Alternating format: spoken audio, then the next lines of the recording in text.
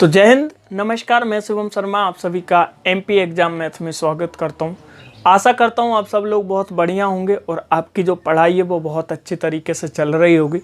और आज हम फिर एक इम्पोर्टेंट टॉपिक पे हम लोग बात करने वाले हैं, जो कि बहुत सारे स्टूडेंट का मेरे पास में मैसेज आ रहा था कि सर आप टाइम, स्पीड एंड डिस्टेंस को जो है वो स्टार्ट कीजिए। तो आज हम टाइम, स्पीड और डिस्टेंस आपकी कहने पे ही हम उसको स्टार्ट कर रहे हैं, क्योंकि मैंने पोल किया था जिसमें ज़्यादा से ज़्यादा स्टूडेंट ने बोला था कि टाइम, स्पीड एंड डिस्टेंस हमको पढ़ाना है सर। ठीक है, तो हम लोग स्टार्ट करेंगे।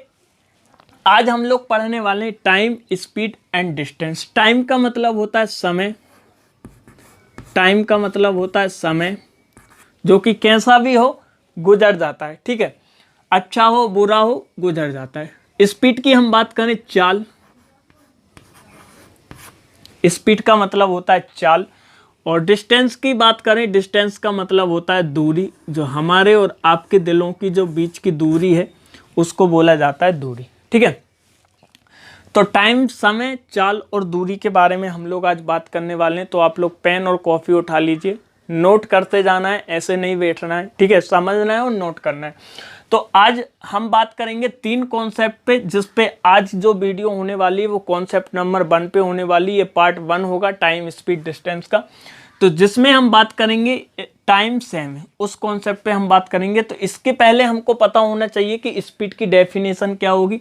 यदि मैं स्पीड की परिभाषा की बात करूं, स्पीड की यदि मैं परिभाषा की बात करूं बेटा स्टूडेंट, तो स्पीड की परिभाषा क्या होगी? एकांक समय में चली गई दूरी को, एकांक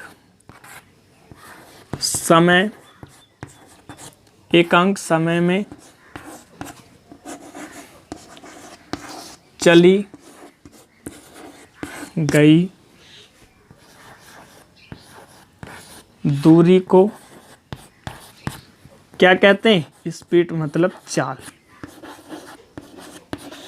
चाल कहते हैं। अब यहाँ पे समझो, एक अंक का मतलब क्या होता है? एक अंक में। ठीक है, एक अंक का मतलब होगा एक अंक में। तो एक अंक समय में चली गई दूरी को हम लोग क्या कहते हैं? चाल कहते हैं। जैसे एक अंक में चली गई दूरी को हम लोग क्या कहेंगे? चाल कहेंगे। इतने को मिटा दें, मिटा देते हैं भाई, इसको मिटा देते हैं। नोट करते जाना गाइस आप लोग। तो एकांक समय में चली गई दूरी क्या होगी? जैसे 1 घंटे में चली गई दूरी, 1 घंटे में चली दूरी, 1 घंटे में चली दूरी।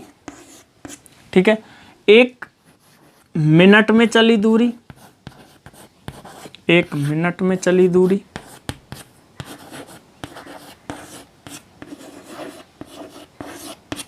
और 1 सेकंड में चली दूरी, 1 सेकंड में चली दूरी,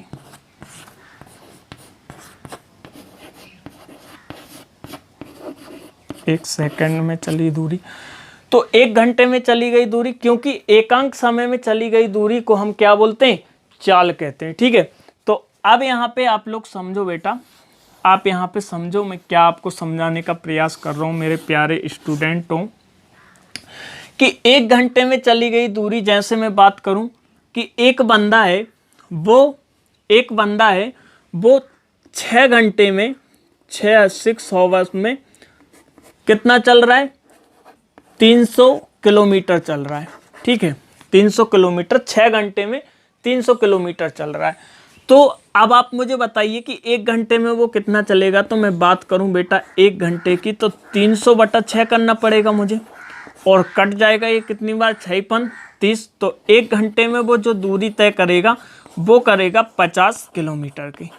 1 घंटे में वो जो दूरी तय करेगा वो कितने किलोमीटर की करेगा? 50 किलोमीटर की 1 घंटे में तय करेगा। वैसे ही यदि मैं सेकंड में लूं कि एक बंदा है जो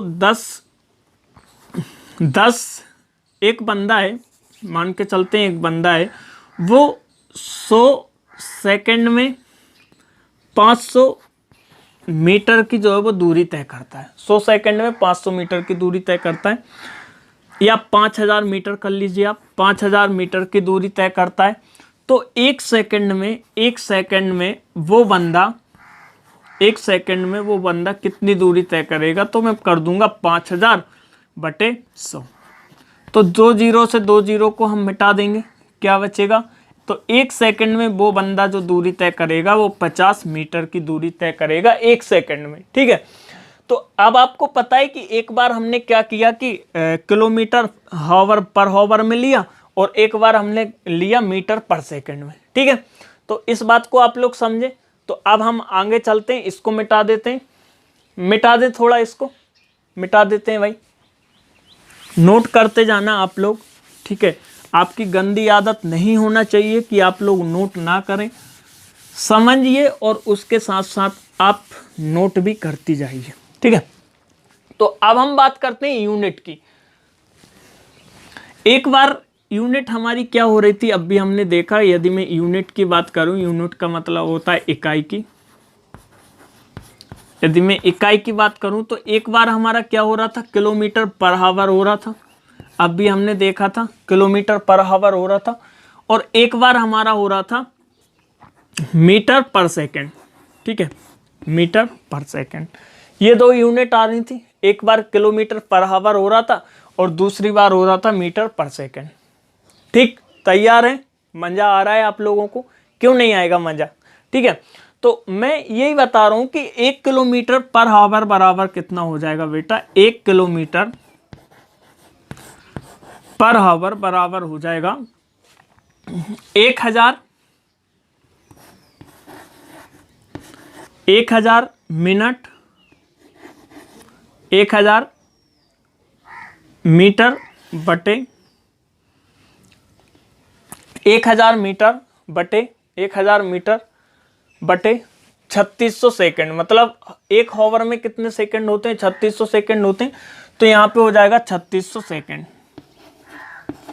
इनको काट देंगे तो हम यहाँ पे हमको निकल के आएगा 10/36 मीटर पर सेकंड। और यदि मैं इनको काट दूं तो इनको हम कैसे कैसे काट सकते हैं, 5 दूनी 10 और 2 से कट जाएगा तो ये हो जाएगा 5, और ये 36 2 से जाएगा तो 18, तो 5/18 मीटर पर सेकंड इसका निकल के आ जाएगा, 5/18 मीटर पर सेकंड।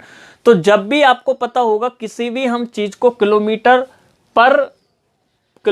पर हावर को हम किसी भी चीज को हम चेंज करते हैं तो मीटर पर सेकंड, आप 5/18 हम लेते हैं मीटर पर सेकंड में चेंज करने के लिए।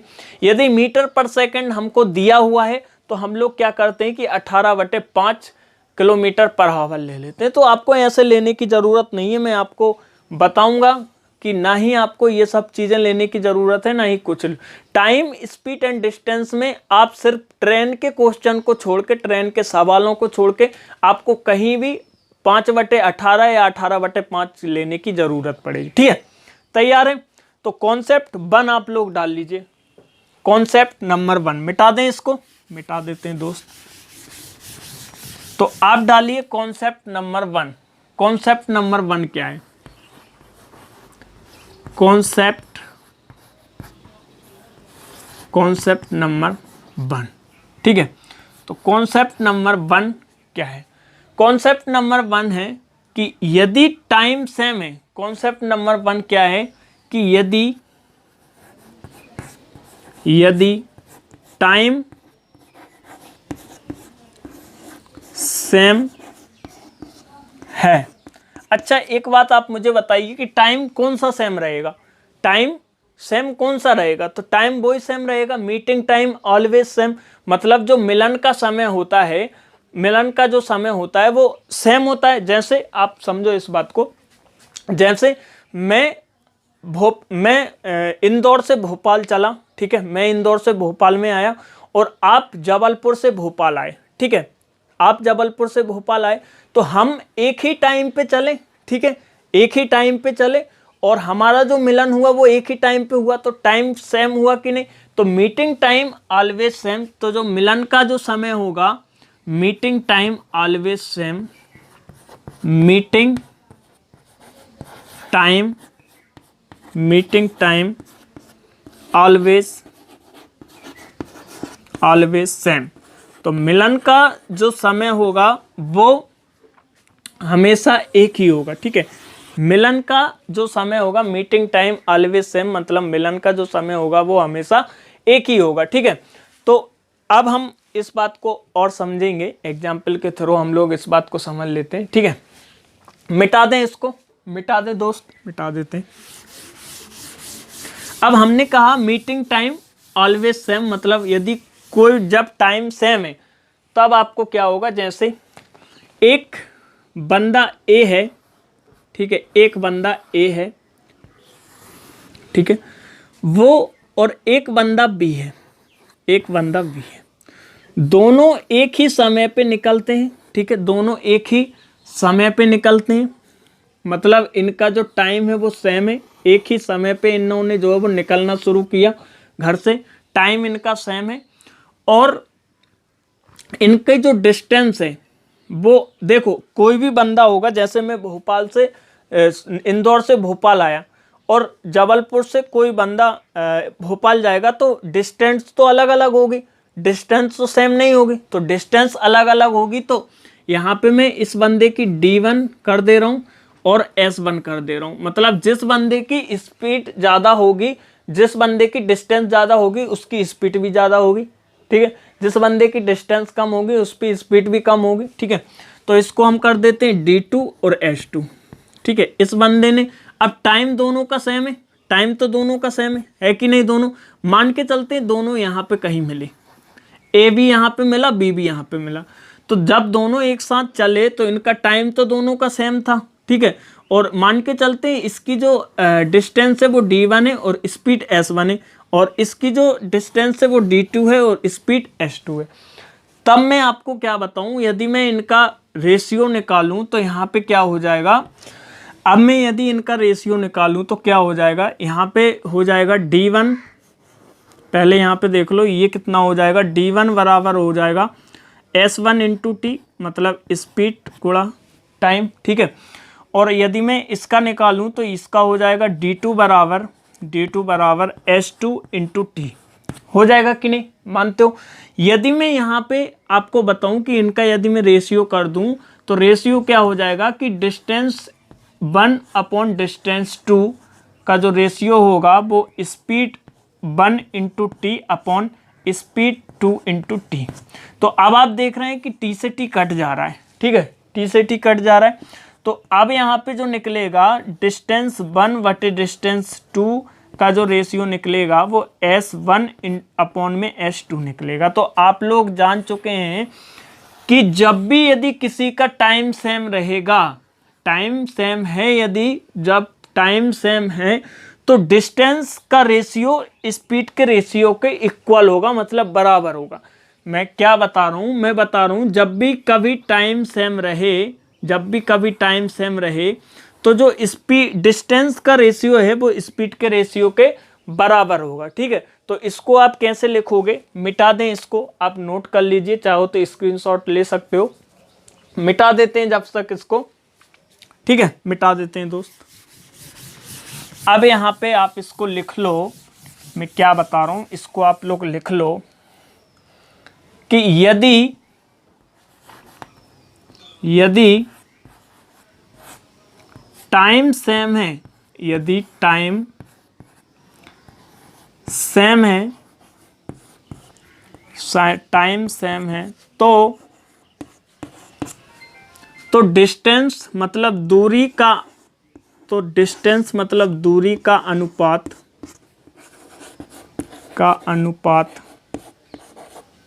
दूरी का अनुपात, स्पीड मतलब चाल के अनुपात के, चाल के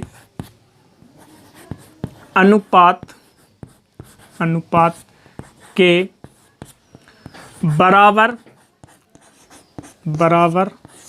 होगा, ठीक है। तो चाल के अनुपात के बराबर होगा, आप ये लिख लीजिए।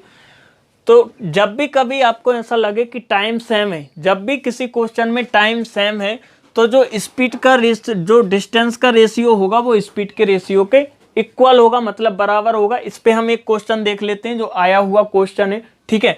तो और उसके बाद हम आज के जो कॉन्सेप्ट है उसको हम समाप्त करेंगे। आप लिख लीजिए, एक क्वेश्चन है, आया हुआ क्वेश्चन है। क्या क्वेश्चन है मैं आपको बता दे रहा हूँ। क्वेश्चन क्या है मैं आपको बता दे रहा हूँ कि एक पुलिस वाला एक चोर को 200 मीटर की दूरी से देखता है। एक पुलिस वाला है, ठीक है, एक पुलिस वाला है, मान के चलते हैं ये पुलिस है, एक पुलिस वाला है, वो एक चोर को, और यहाँ पे मान लेते हैं ये थीप मतलब होता है चोर, ठीक है, ये चोर है, ठीक है, उसको 200 मीटर की दूरी से देख रहा है, उसको 200 मीटर की दूरी से देखता है, ठीक है।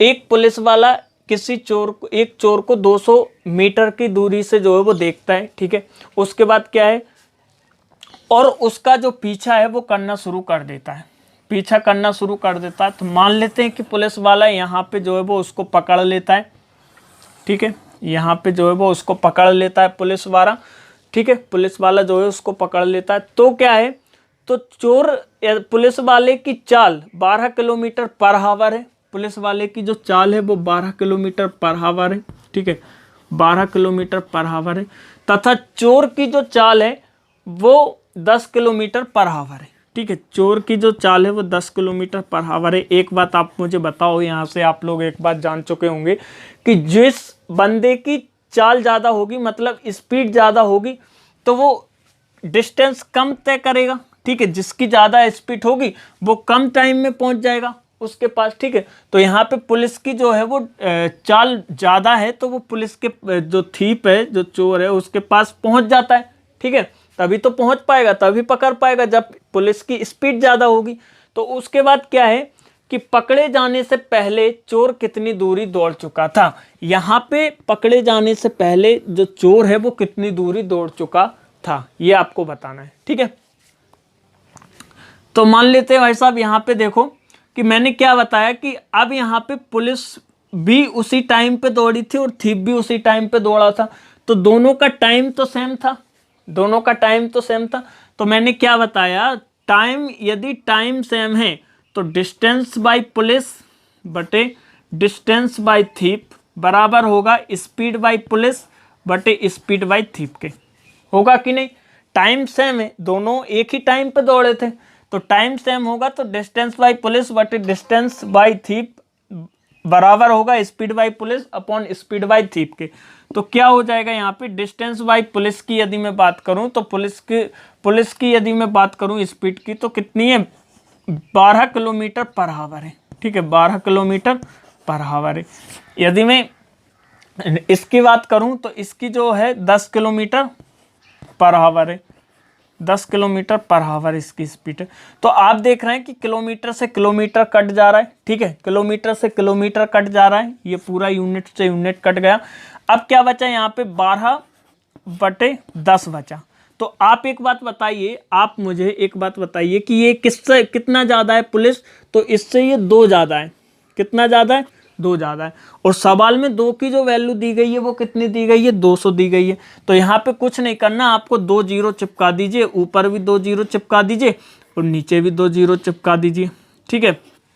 तो पकड़े जाने से पहले जो चोर है वो 1000 जो है वो दूरी तय करेगा और पुलिस जो है वो 1200 मीटर की दूरी तय करेगा। तो आप यहाँ पे समझ चुके होंगे कि इन क्वेश्चंस में ना हमको 5/18 करने की ज़रूरत है, ना इन क्वेश्चन में हमको 18/5 करने की ज़रूरत है। आप देख रहे हैं कि क्वेश्चन का आंसर कितनी जल्दी निकल पा रहा है।